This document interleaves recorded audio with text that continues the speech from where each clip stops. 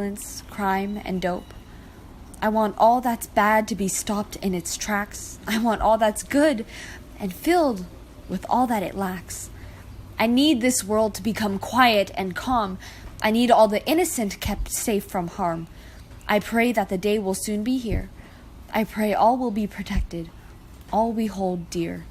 No more starving, illness or war. Let's step on through, open the door to a fresh beginning, a place of joy, a wish for every girl and every boy. May the earth heal and feel safe once more. May it start afresh and forget all the horror and the gore. Let it begin step by step. Let the change commence. Let's wake up and use our common sense. Mother Earth is in pain and struggles every day. Let's all start to help her heal. Take the hurt away. I wish my dreams would come true, that we can start to save this world, make it good, for me and you. Let us learn from all our mess, share more care and kindness, to show respect for all living things, to be grateful for what all this earth brings. There is beauty under all that is bad. There is joy under all that's sad. We need to find that space, that key. We need to act now. Open our eyes and see. We have but one home, a land for all, for each living thing that flies, walks, and crawls. We have to learn to share, to care. It is time to stop the horror. Come on. Do you dare? Fall by Mary Oliver. The black oaks fling their bronze fruit into all the pockets of the earth. Pock, pock. They knock against the thresholds, the roof, the sidewalk, fill the eaves, the bottom line of the old gold song of the almost finished year. What is spring, all that tender green stuff, compared to this falling of tiny oak trees? Out of the oak trees, then the clouds, gathering thick along the west, then advancing, then crossing over, breaking open. The silence, then the rain dashing its silver seeds against the house. A Time of Bees by Mona Van Dun. All day my husband pounds on the upstairs porch, screeches and grunts of wood as the wall is opened, keeping the whole house tormented. He is trying to reach the bees. He is after bees. This is the climax, an end to 2 summers of small operations with sprays and ladders. Last June, on the porch floor, I found them dead. A sprinkle of dusty bugs. And next day, a still worse death, until, like falling in love, bee-haunted, I swept up bigger and bigger loads of some hatch I thought sickened and sickening me from what origin? My life centered on bees. All floors were suspect. The search was hopeless. Windows were shut. I never find where anything comes from. But in June, my husband's fierce sallies began. Inspections, cracks located and sealed, insecticides shot outside the bee's course. Watched, charted, books on bees read. I tell you, I swept up bodies every day on the porch. Then they'd stop. The problem was solved, then they were there again. As the feelings make themselves known again, as they beseech sleepers who live innocently in will and mind. It's no surprise to those who walk with their tigers that the bees were back. No surprise to me, but they had left themselves so lackluster, their black and gold furs so deathly faded, gray bugs that the broom hunted were like 1,000 little stops when some great lurch of heart takes place, or a great shift of season. November it came to an end. No bees. And I could watch the floor, clean and cool, and, from windows, the cold land. But this spring the thing began again, and his curse went upstairs again, and his tinkering and reasoning and pride. It is the man who takes hold. I lived from bees, but his force went out after bees and found them in the wall where they hid. And now in July, he is tearing out the wall, and each board ripped brings them closer to his hunting hand. It's quiet. Has been quiet for a while. He calls me and I march, From a dream of bees to see them, winged and unwinged. Such a mess of interrupted life. Dumped on newspapers, dirty clots of grubs, sawdust, stuck flyers, all smeared together with old honey. They writhe. Some of them, but who cares? They go in the garbage. It is over. Everything has been said. But there is more. Wouldn't you think the bees had suffered enough? This evening we go to a party, the breeze dies, late, we are sticky in our old friendships and lightheaded. We tell our funny story about the bees. At 2 a.m. we come home, and a friend, a scientist, comes with us. In his car, we're going to save the idea of the thing, 100 bees.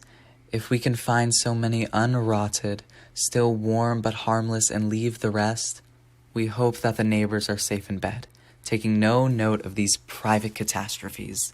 He wants an enzyme in the flight wing muscle. Not a bad thing to look into. In the night, we rattle and raise the lid of the garbage can, flashlights in hand, we open newspapers, and the men reach in a salve of happenings. I can't touch it. I hate the self-examined, who've killed the self. The dead are darker, but the others have moved in the ooze towards the next moment.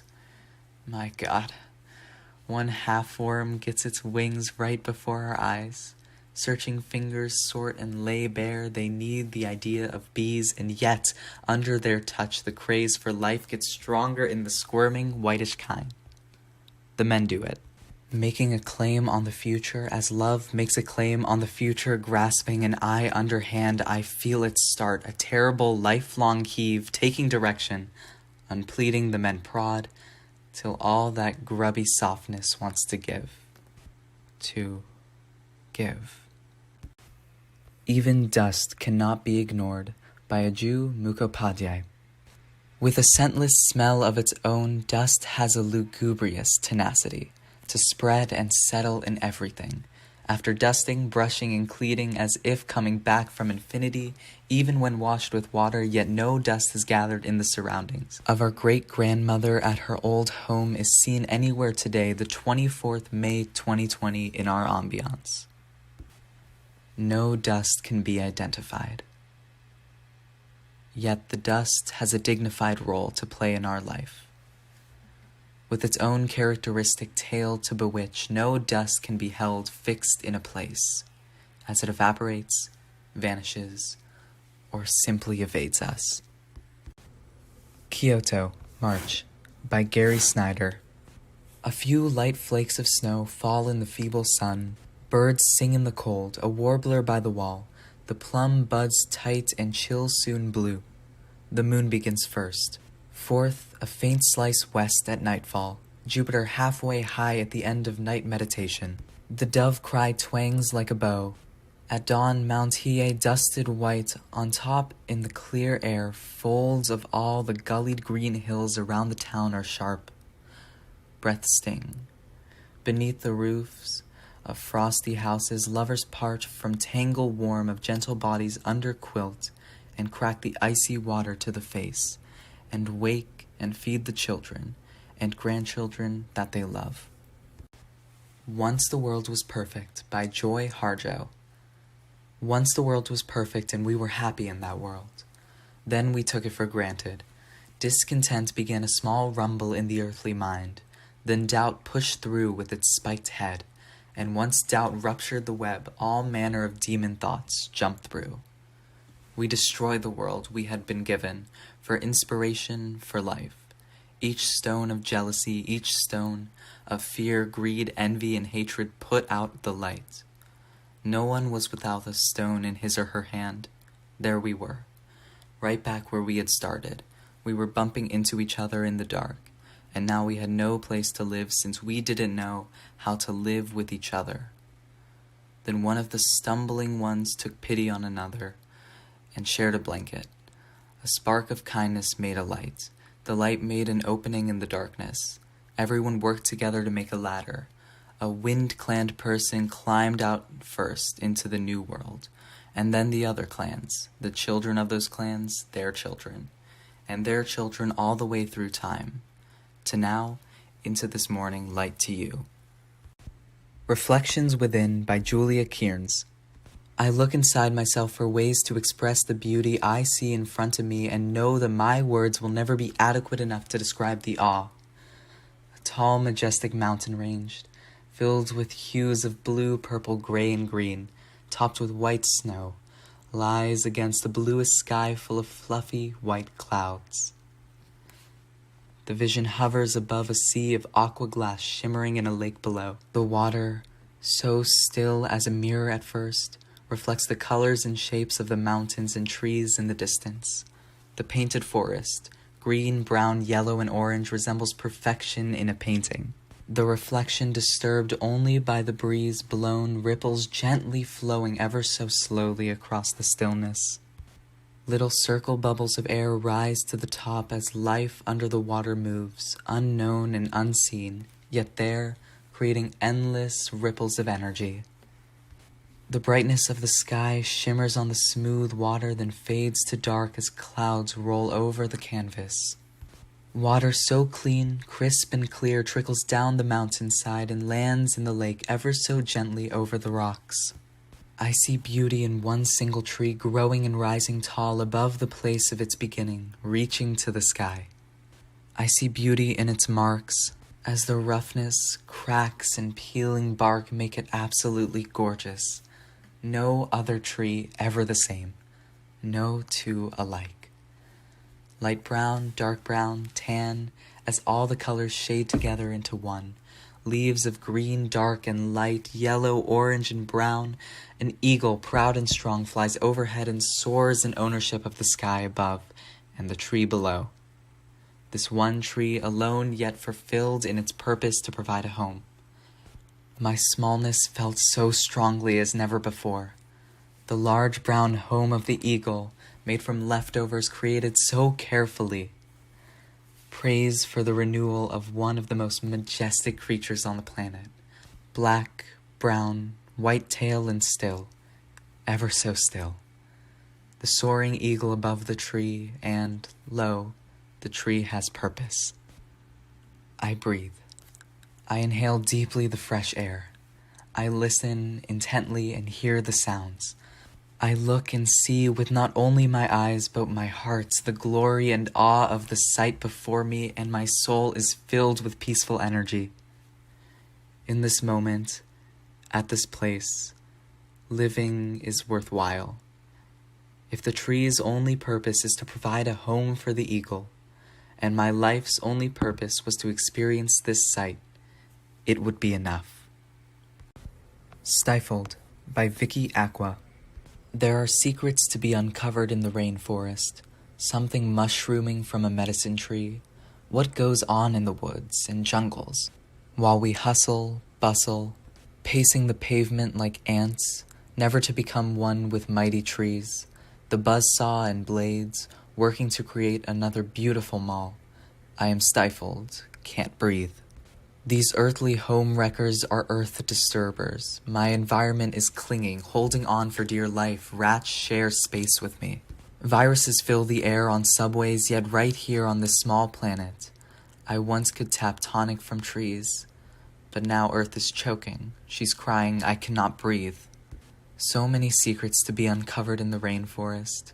Something mushrooming from a medicine tree could cure us, yet I am forbidden to reveal. I am afraid I may never get to feel the cleansing of a forest breeze. I chant to feel that which has left my womb and disappeared may summon the spirit of unknown secrets to come. Enter my energy field. Take me to the place where I may see streams of pure water, hear the calling of ancient voices, and play in red clay, molding clay pots and weaving fabrics on my loom. There are secrets that could mend us.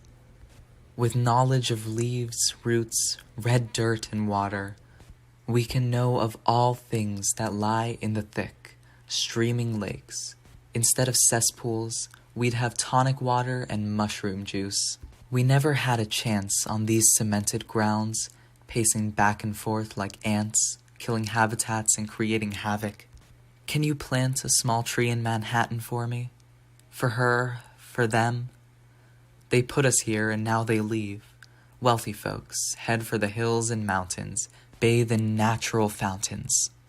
Now it's them that are draped in gold and amber, put a damper on our habitat, plundered all the earth, replaced grass with turf, while my bare feet know not the grass nor soil. Stench and debris arise from pavements in boiling heat, blocking the charge that would release this negative energy from my feet. The Pond by Gregory Orr. Snapping turtles in the pond eat bass, sunfish, and frogs. They do us no harm when we swim. But early this spring 2 Canadian geese lingered. They built a nest. What I'd heard of our neighbor feared goslings. As they paddle about, grabbed from below by a snapper pulled down to drown. So he stuck, hunks of fat on huge wired lettered hooks, attached to plastic milk bottle buoys. The first week he got 3 turtles, and still there are more. Sometimes he finds the bottles dragged ashore, the wire wrapped several times around a pine trunk, and the steel hook wrenched straight as a pin. The Tree Agreement by Elise Passion. The neighbor calls the Siberian elm a weed tree, demands we hack it down, says the leaves overwhelm his property, the square backyard. He's collar and tie. A weed tree? Branches screen buildings, subway tracks, his patch of yard. We disagree. Claim back the sap, heartwood, wild bark. He declares the tree hazardous. We shelter under leaf hoard crossway for squirrels, branch houses for sparrows, jays. The balcony soaks up the shade. Chatter song drowns out cars below. Sun branches down, leaves overwhelm. The tree will stay. We tell him no. Root deep through pavement, elm. Too Big to Fail by Mel Brake. You were essential to all those creatures who relied on you. You provided a stable home in the cold months and a warm refuge during the rainy season. Many looked over you, but you never looked down on them. Many thought that you would always be there. You saw many dwellers come and go over the years, both humans and animals and other things. But you stood tall in silence, like the majestic spirit that you were.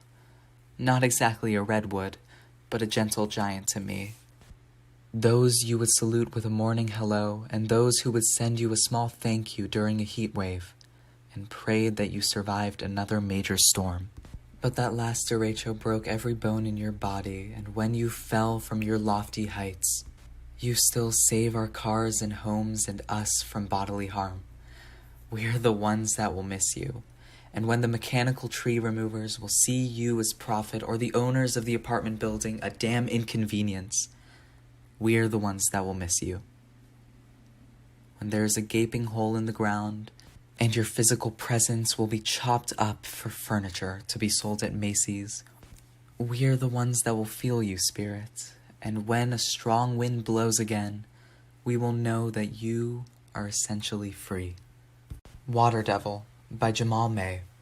Spout of a leaf, listen out for the screams of your relentless audience, the applause of a waterfall in the distance, a hurricane looting a Miami shopping mall. How careful you are with the rain-cradling curve of your back.